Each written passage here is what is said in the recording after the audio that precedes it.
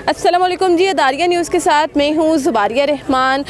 पाकिस्तान में एक बार फिर से दहशतगर्दी जो है वो सर उठाने लग गई है। उसका हालिया सबूत आज हमें वफाकी दारुल हुकूमत में होने वाले उस वाक़े से मिलता है जिसके मनाजिर हम आपको इस वक्त कैमरे में दिखा रहे हैं। नाज़रीन, आज सुबह का ये वाक़या है कि इस्लामाबाद के सेक्टर I-10 4 में जो है वो एक खुदकुश धमाका हुआ है। क्या इत्तलात है, वजह क्या बनी है, कितने लोग इसमें ज़ख्मी हुए हैं, शुहदा की क्या तादाद है, वो तो जानेंगे।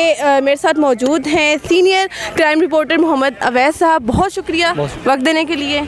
अच्छा अवैस, दहशतगर्दी सर उठा रही है, वफाक की सिक्योरिटी का ये हाल है कि हम देखते हैं कि एक ऐसा सेक्टर जो कि इंडस्ट्रियल एरिया है, बड़ा ही ख़ास सेक्टर समझा जाता है इस्लामाबाद का, उसमें ये वाक़या हुआ है। सबसे पहले तो वाक़े की नोयत बताइएगा। देखें, ये सुबह 10:15 का ये वाक़या है। यहाँ पर पुलिस एहलकार जो थे वो पेट्रोलिंग पर मौजूद थे। मशकूक गाड़ी आई, टैक्सी थी जिसके नंबर भी ट्रेस हो चुका है, चकवाल से बताया जा रहा है। अब देखें, वो गाड़ी जब इंटर हुई तो उसमें एक खातून और एक मर्द शामिल थे, उसमें सवार थे। जो मर्द था उसको पुलिस की जानिब से रोका गया, उसने गाड़ी भगाई, उसको यहाँ पर राउंड अप किया गया, राउंड अप करके उसको गाड़ी से उतारा गया। उसकी कोशिश ये थी कि वो दोबारा गाड़ी के पास जाए। जब पुलिस की एहलकारों की जानिब से उसको रोकने की कोशिश की गई तो वो गाड़ी के पास गया ज़बरदस्ती, और वहाँ पर उसने अपने आप को बटन दबाकर अपने आप को धमाके से उड़ा दिया। अब इसमें सबसे बड़ा आंसर ये है कि आपको याद होगा कि गुज़श्ता अदवार में साबिक़ वफाकी वज़ीर दाखिला शेख रशीद अहमद ने इस्लामाबाद भर से पुलिस चेक पोस्ट का ख़ात्मा कर दिया गया था, सबसे बड़ी वजह।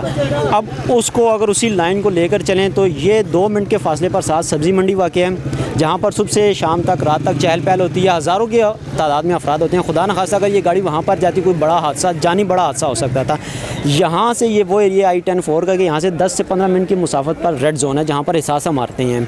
तो आप इस चीज़ को देखें कि इस्लामाबाद में जो चेक पोस्ट अब कायम की गई हैं वो एक 0 पॉइंट पे हमें नज़र आती है, या इस्लामाबाद के 1-2 दाखिली रास्तों पर, बाकी कहीं पर भी कोई चेक पोस्ट मौजूद नहीं है। फैज़ाबाद की भी ख़त्म हो चुकी है, इसके अलावा IGP रोड पर ख़त्म हो चुकी है। आप अगर गीगा माल वाली साइड से आएँ इस्लामाबाद एक्सप्रेस चौक से, वहाँ से भी ख़त्म हो चुकी है, कुराल चौक से ख़त्म हो चुकी है। तो मुझे बताएं कि आज फिर ये इनको कहें कि जी ये कहाँ से आए, कैसे दाखिल हुए इस्लामाबाद में, ये तो बेसलेस बात है, बग़ैर मायनी बात है कि इस्लामाबाद में कैसे दाखिल हो गए। फिर दूसरी बात, ये इस्लामाबाद है, कैपिटल है, यहाँ पर हर चीज़ मौजूद है। इस्लामाबाद की CTT मौजूद है, इस्लामाबाद पुलिस मौजूद है, इदारे मौजूद हैं। एंट्री पॉइंट्स पर चेक पोस्ट क्यों नहीं कायम की जा सकती? अब इस अफसोसनाक वाक़े में एक पुलिस एहलकार अभी तक जहाँ भाग हुए, हेड कांस्टेबल जो कि ईगल स्क्वाड के थे, जिन्होंने गाड़ी को रोका, जिन्होंने तलाशी ली, वो इस वाक़े में अब तक जहाँ भाग हो चुके हैं, शहीद हो चुके हैं। इसके अलावा 9 से 10 अफराद हैं जो ज़ख्मी हैं, जिसमें 5 पुलिस एहलकार हैं और 5 राहगीर हैं।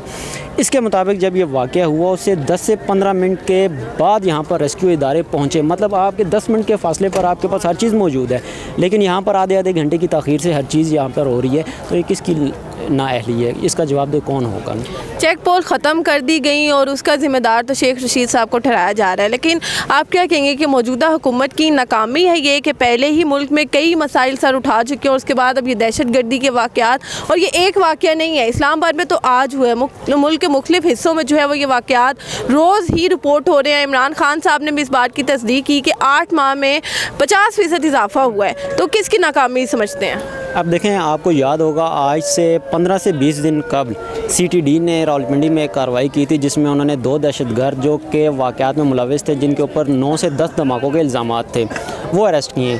तो मुझे बताएं कि यहाँ से 26 किलोमीटर इस्लामाबाद के साथ रावलपिंडी शुरू हो जाता है। अगर एहसास इदारों ने वहाँ पर कार्रवाई की है तो वहाँ पर दहशतगर्द पहुँचे हैं, तो वहाँ से 26 किलोमीटर आगे आने में, इस्लामाबाद पहुँचने में उनको क्या मसला है? तो ये इदारों को चाहिए और ख़ासकर हुकूमत को चाहिए कि अब वो सीरियस हो जाए, अब वो कुर्सी खेलना छीनना छोड़ दें, अब शहरियों के लिए, अपने शहरियों की हिफाजत के लिए आएँ आगे, इक़दामात उठाएँ।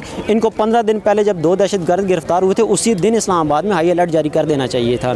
इस्लामाबाद के तमाम दाखिली रास्तों पर चेक पोस्ट कायम की जानी चाहिए थी, मशकूक गाड़ियों का दाखिला बंद होना चाहिए था। पुलिस तो ऑलरेडी कह रही है कि इस्लामाबाद में हाई अलर्ट था, सिक्योरिटी हाई अलर्ट है ऑलरेडी, तो फिर ये मामला इस्लामाबाद में अगर पुलिस हाई अलर्ट है तो सिर्फ़ और सिर्फ वो रेड जोन में, पार्लियामेंट में हाई अलर्ट है, कि पार्लियामेंट में कोई और दूसरा आगे कब्जा ना कर ले, कुर्सी कोई और ना ले जाए, सिर्फ वहाँ तक हाई अलर्ट है। इसके अलावा इस्लामाबाद में कहीं पर भी कोई पुलिस हाई अलर्ट नहीं है। आज अभी जाएँ, आपको मैं 3 जगह ऐसी बता सकता हूँ जहाँ से इस्लामाबाद दाखिल होने के मेन पॉइंट्स हैं।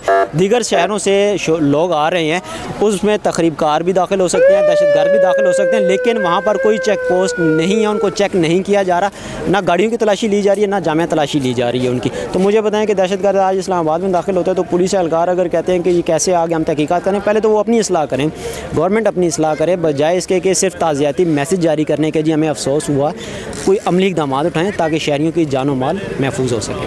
अवैध साहब ने बड़े ही जी अहम इंकशाफात किए हैं कि इस्लामाबाद में सिक्योरिटी हाई अलर्ट किस वजह से है, किसके लिए है, किसको सिक्योरिटी फराहम की जा रही है। एक बार कैमरे के मनाजिर आपको दिखाऊंगी कि दूर तक आप देख सकते हैं कि किस किस्म की सिक्योरिटी हाई अलर्ट थी। तो ये एक बड़ा ही मखसूस किस्म का इलाका है जिसमें ये धमाका होता है और सिर्फ एक जानी नुकसान या 10 से 15 अफराद के ज़ख्मी होने की बात नहीं है, शहरियों के मालो जान की बात है। शहरी खौफजदा हो चुकी है। इस वक्त इस इलाके के आसपास आप देख सकते हैं कि कितना खौफ व हरास जो है वो फैल चुका है। शहरी काफ़ी खौफजदा है, कैमरे के आगे बात करने की बिल्कुल भी उनमें हिम्मत नहीं हो रही। एक ही चीज़ का मुतालबा किया जा रहा है मौजूदा हुकूमत से भी और मुल्क के बाकी सियासतदानों से भी कि कुर्सी कुर्सी खेलना छोड़ें और शहरियों के जान माल के तहफ़्फ़ुज़ के बारे में सोचें।